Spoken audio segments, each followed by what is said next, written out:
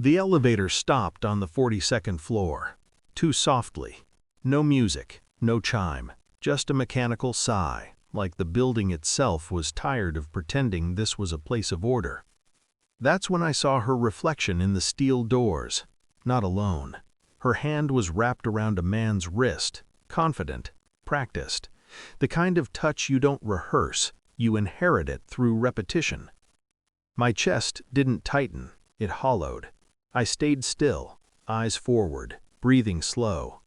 I watched them through mirrored metal as the doors slid open, revealing marble floors and glass walls drenched in money and silence.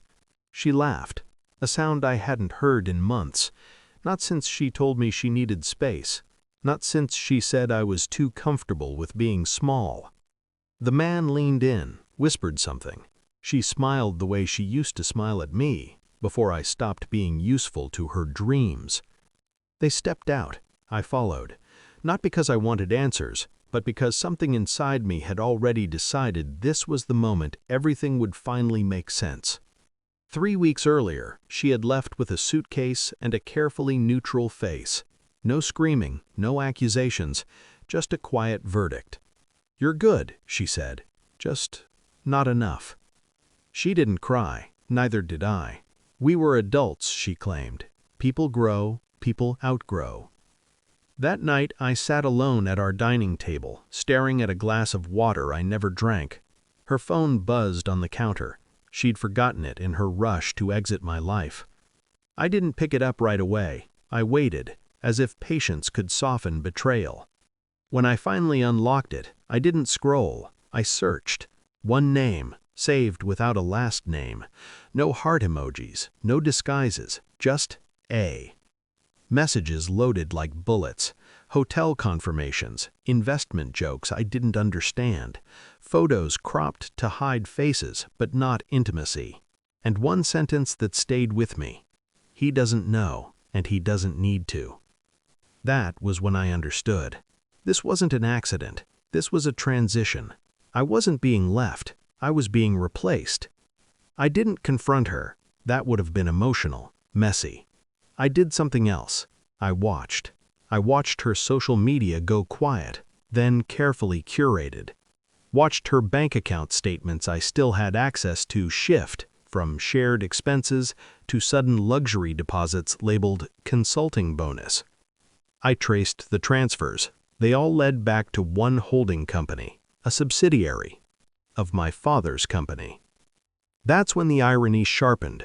My father never advertised who he was. No flashy cars, no interviews. He wore old watches and ate lunch alone. Wealth to him was a tool, not an identity. I'd grown up learning restraint. She'd grown tired of it. I requested internal access logs, quietly, as a personal audit. No one questioned me. They never do when your last name is on the building, even if you don't use it. That's how I learned the man's name. That's how I learned his father was a regional director. That's how I learned they thought I was poor. I practiced my calm in the mirror, perfected my silence, and waited. The confirmation came in an email. Subject line, "Approved visitors, executive floor." 2 names, hers and his. I arrived early, stood near my father's office, hands in pockets, spine straight, invisible. When she saw me, her face flickered, just for a second. Then the mask snapped back into place. "Well," she said, loud enough to be heard, "look who's here." Her boyfriend smiled, slow, evaluating. "Here to beg for a job, poor guy?" she added. He laughed. "Poor guys aren't allowed up here." I didn't respond. I didn't need to. The office door opened. My father stepped out. He took in the scene in one glance, then he looked at me and nodded. My father's voice didn't rise, it cut. "I fired your father," he said, pointing at the boyfriend. "This morning." The man froze. My ex-wife opened her mouth. "And yours," my father continued, turning to her, "for breach of trust. Both of you are done here."